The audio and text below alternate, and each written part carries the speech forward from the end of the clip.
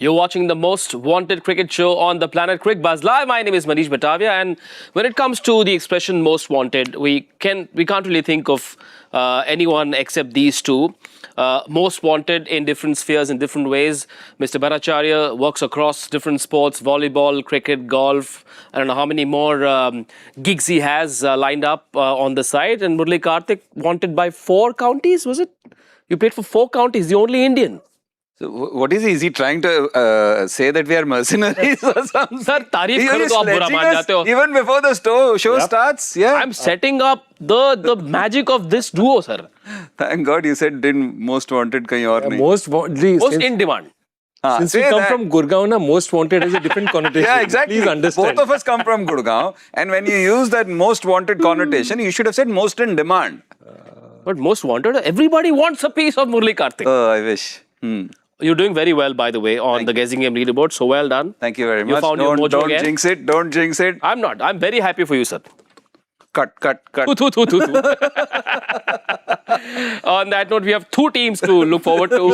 Afghanistan and Canada who are going to play. I promise, sir. One and only. One, bas. Last for the day. Kota khatam. No more today. This is one Kala Tika. Right, that game about to happen in Chennai, the Chepauk, Afghanistan, Canada. But guys, we've just witnessed a magnificent finish from the Zimbabweans. They remain unbeaten. They'll finish top of their group. Who would have thought so? Look, the most important thing is we have seen, Joyda and Manish, that this format throws up the maximum amount of surprises. We've seen that. And also it evens the playing field to a great degree. But what is important and what is lovely to see from Zimbabwe, which used to be a very, very good side once upon a time when I used to play, is that you can see the spirit on the ground. You can see the captain saying that we are happy to play on one leg. A team where hardly people get paid enough. Yeah. And you can see the spirit around the side. The way they have played, they're fielding, their energy in the field. They've got some very good spinners. Muzarabani is a world-class fast bowler.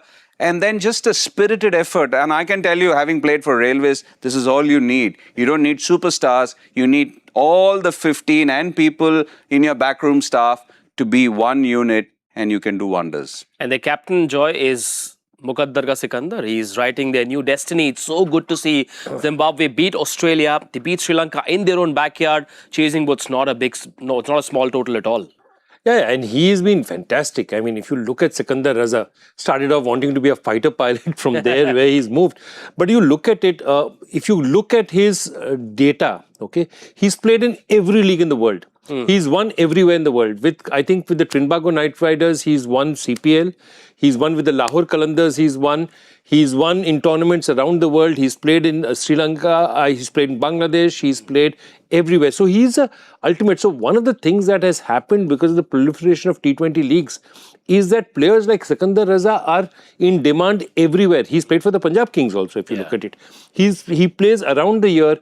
And the experience he brings to the dressing room when he's talking to the other younger kids and all that about where to play, how to play, you cannot have a better guy than that in the dressing room. Absolutely. When he came into bat today, they were 2 down. They needed about 80 in the back 8. So that's 10 and over. And here's what he did. 45 from the captain, Sikandar Raza. There he is of 26. A very crucial innings after Brian Bennett, who remained not out, had done the hard work of giving them a terrific start. Zimbabwe eventually chasing down 178. And they won by 6 wickets. And that means that they go into the Super 8s in a group that has all the number 1s. It's a group that has India as well, guys. All the group toppers in that group. So, and I think all those people will be pretty wary of the way they have played. Sure. I think they have to give credit. It's not the Zimbabwe which we saw in between. This is a very spirited and a strong Zimbabwe because of what we have seen right through the tournament.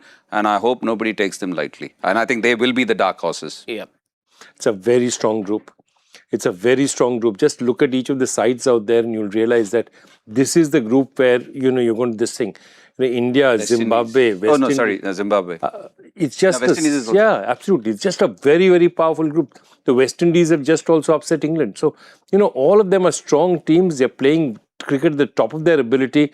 Group 1 is definitely, and Zimbabwe deserves to be there because the wins that they've had have been comprehensive wins. These are not small wins. They beat Australia. It wasn't a fluke victory.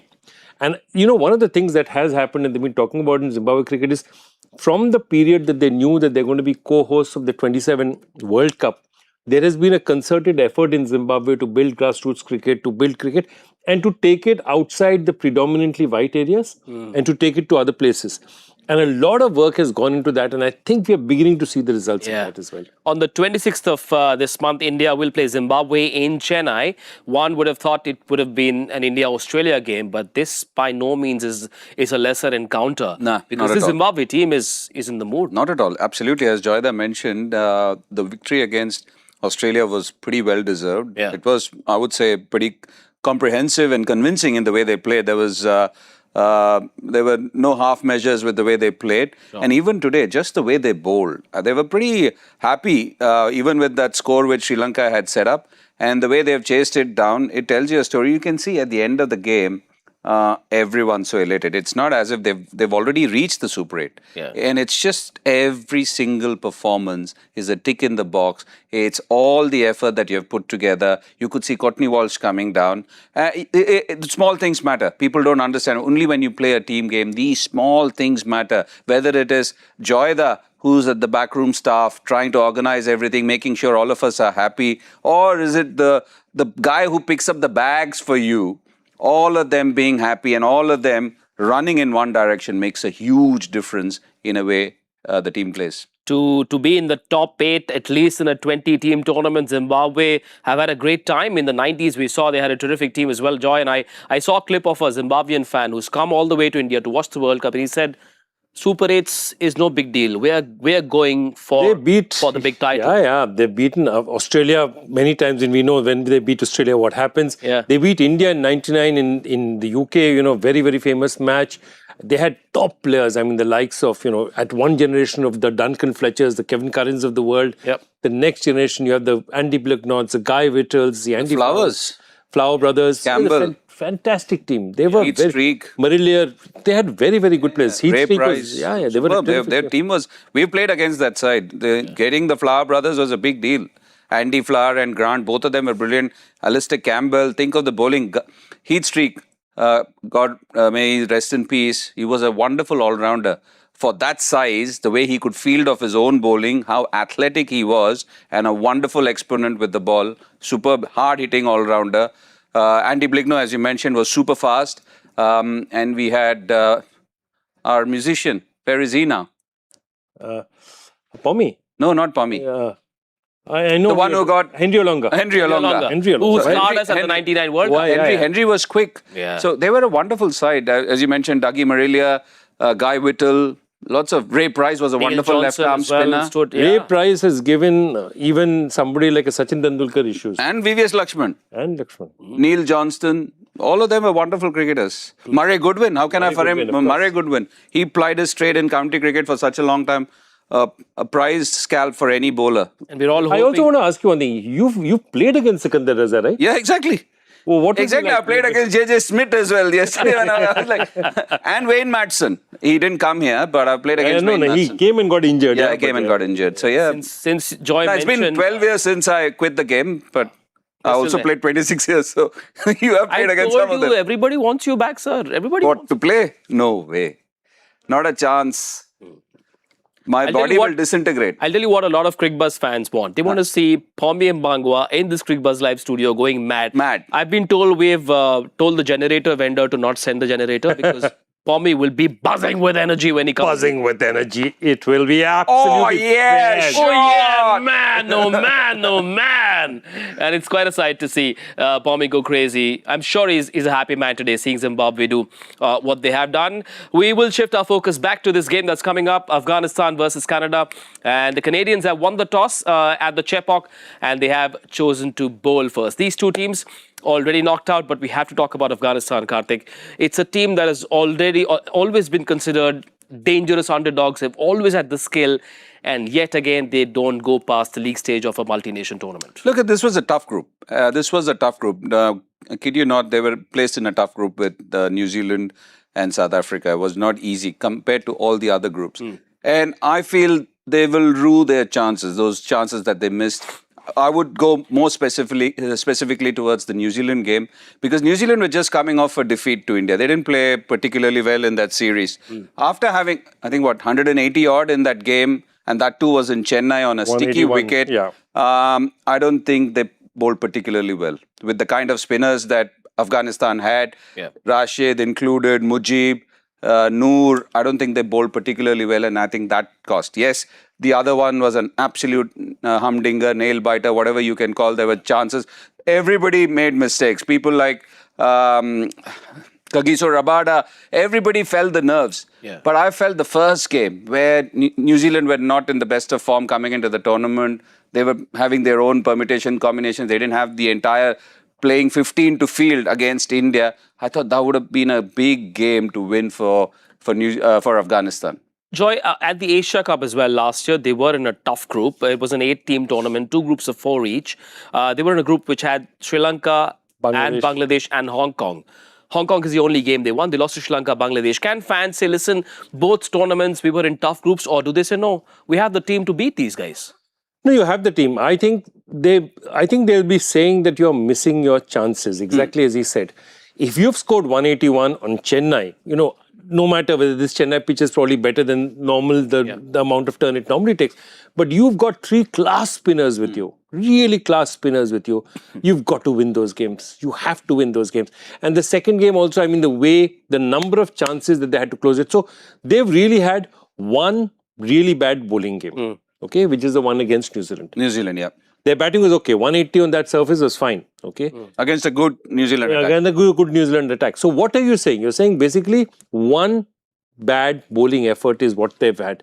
And that has cost them 2 matches. Now, sometimes that's the luck of the draw. Sometimes teams can play really badly and win 2 matches also, And this is just one of those things. And they'll be looking at it and they'll be wondering that, sometimes the cards just don't fall your way. Well, weren't they finalists in the last T20 World Cup? Semi-finalists. Semi-finalists. India, South Africa. Yeah, exactly. Yeah. Semi-finalists. Yeah. And in fact, this is going to be the last game for Jonathan Trot as the Afghanistan head coach as well. We will, of course, talk about the Jonathan Trot era in Afghanistan cricket. Before that, let's take a look at the lineups. One change. Noor Ahmed goes out for Afghanistan and in comes right-arm pacer Abdullah Ahmed Zai. This is their last game. They bow out after this. They clearly want to win and they should win this one. Yeah, absolutely. Definitely they should win this one, and it should be a statement win because, again, like Nepal, their countrymen will want them. Cricket is a big part of Afghanistan. The entire sporting culture of Afghanistan, they have lots of support. So they'll need to go out on a high. Like Nepal, they have the opportunity to finish on a high. They'd want to do it, and they want a comprehensive win. They don't want this to be close at all. But you have to give it to them, Joyda, from where they've come. And I'm not making any stories for them. The way they have come up itself is a great story.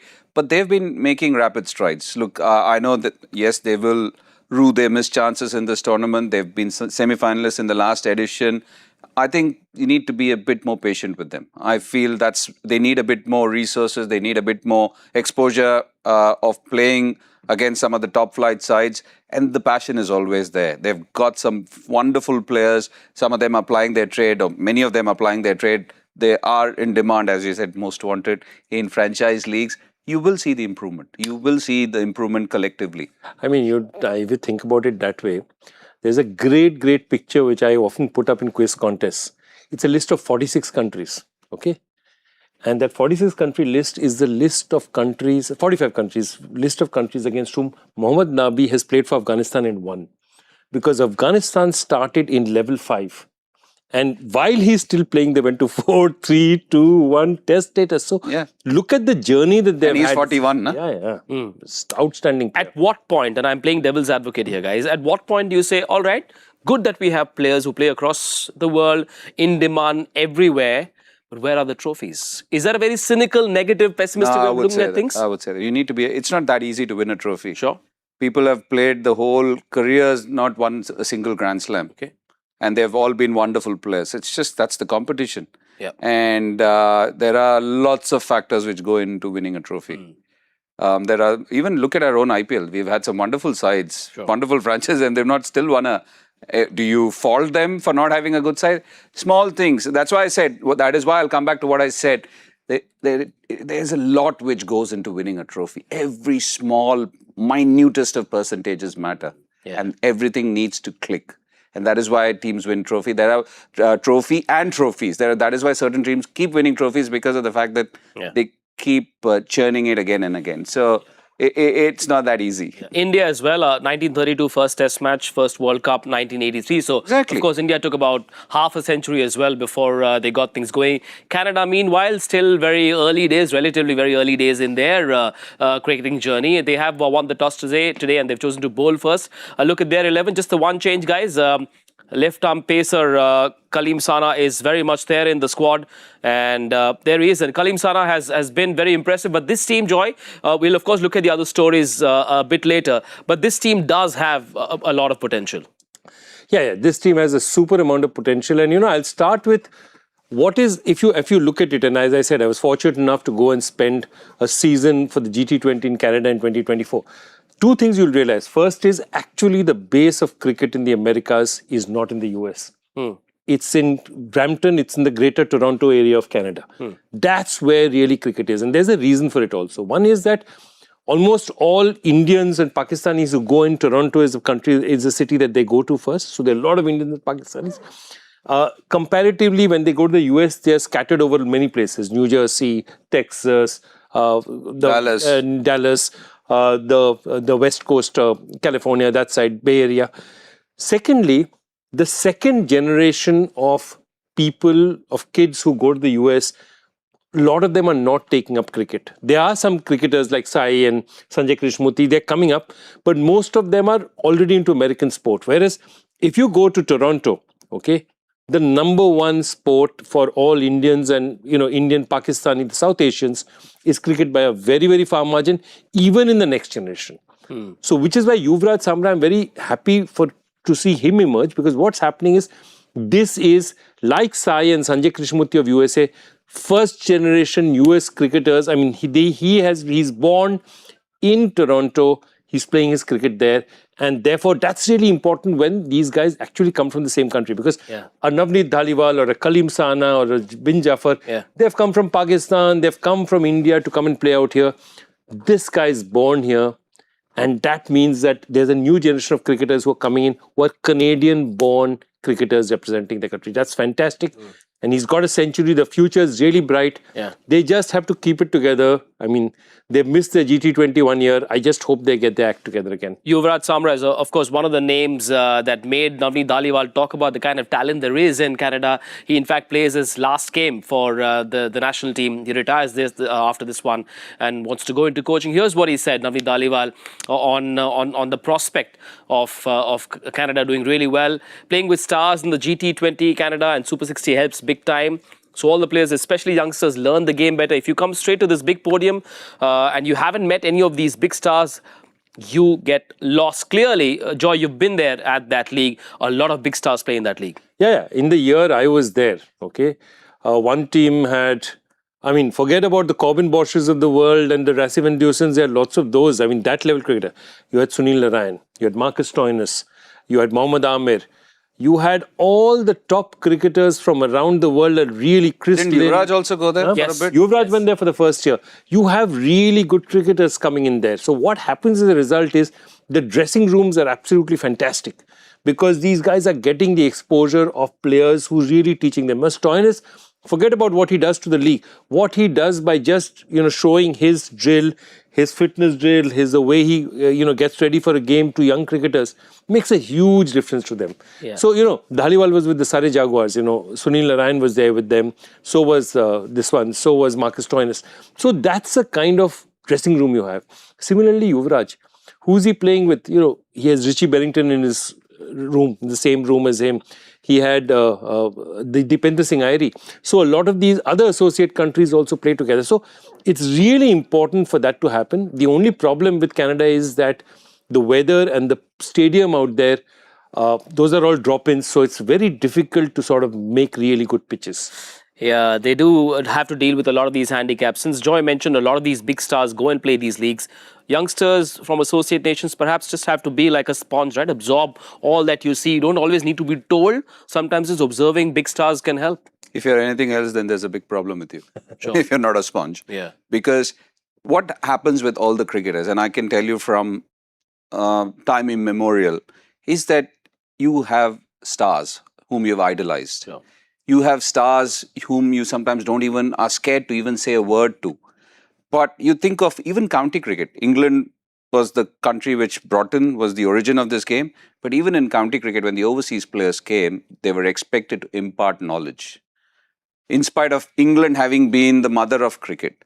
You think of IPL, what IPL has done. Look at how our own Indian players, India, you say, oh, we've got so much talent. But Joyda is proof here. We had some wonderful stars. Imagine a Chris Gayle asking a question in a meeting to Ricky Ponting. Can you imagine? I hope he remembers that. Chris Gayle asked a question to Ricky Ponting when we were sitting in a meeting about his preparation. How does he go about it? If he fails, what happens? Does he tweak something? So imagine, if it's even the experienced stars. I can give you a simple example. When I did the 2011 World Cup, I was working with Imran Khan, Viv Richards, Sir Alan Border, Chris Keynes. The 2 months were an absolute education. And I told my wife, I'll be coming home late. Don't bother me because this is what it is. This is what nobody is a complete cricketer. I suppose even Sir Garfield Sobers is still learning something from somebody in spite of having been the greatest all-rounder. So it takes away that sort of a feeling that, oh, can I approach him? That intimidation it goes away. The awe factor goes away. You are a very, very different kid when you come out the next time you come out to play. Yeah. So all these leagues, all these interactions, and as Joyda said, imagine you see a live Ricky Ponting in action or a Chris Gayle or just giving out names, Sachin Tendulkar, how he prepares. If leagues didn't happen, it's only the Indian team players and the Bombay team players who are exposed to what Sachin does. But imagine in a Mumbai Indians team or any other setup, there is Sakshat God for them and he is getting ready. He prepares. He's there with his pads on. Rahul Dravid. You name them. Our game is so full of stars and so full of these wonderful cricketers. Yeah. We have all learned from them. Everybody learns from somebody. Yeah. And I think that is one of the reasons why it's such a beautiful game. And that's one of the reasons why you've got such confident cricketers coming out. Those times where, oh, we have to go on a different trip. Can I even say hi to Sir Viv? Those days are gone. Sir Viv is your mentor. You're actually going up to him and you're like a thirsty kid who wants to grab everything that you can latch on to. So wonderful to see all these people come. And that's possibly why the gap is also being bridged. Yeah. You can see how associates are playing so well because of the fact that awe factor is gone. It's no longer the big brother. I'm as good. The little brother is as good. Or the smallest brother is also as good. Yeah. I'm glad you say this because I remember this wonderful video that the ICC put out on Instagram with the master Sachin Tendulkar talking to the Afghanistan team at the Wankhede, and everyone in that Afghanistan camp had their jaws dropped and they were looking at him like there was magic happening with Sachin talking to them. The Afghanistan team had a terrific 2023 ODI World Cup. It was only Maxwell that stopped them in that game at the Wankhede. But Jonathan Trot, who's taking them through in the last 3 or 4 years, this is going to be his last game as well as the head coach. He certainly has had an impact on how Afghanistan have played at the biggest level. No, he's been fantastic and he's been really, really good because what he's bought is that Afghan cricket was always brave cricket. We'll go there, we'll fight. And what he's done is he's brought a certain amount of thought process into it. He's brought a certain amount of discipline into it. And he's brought a certain amount of technology, if I use the word technology and this thing into it, into saying, okay, your balls, you're bowling here, he's hitting you here. Those kind of things they're not very Afghan. Afghans go out there and play and bash the ball and, just beat strong people, yeah. Yeah. So here, he brought the science into their game and he's done a fantastic job. And to be honest with you, I'm also happy that he's moving on because it's very difficult for a coach, unless your name is Alex Ferguson, to give you 20 good years. Sure. A coach will come here, give you 5, 6, 7, 8 good years.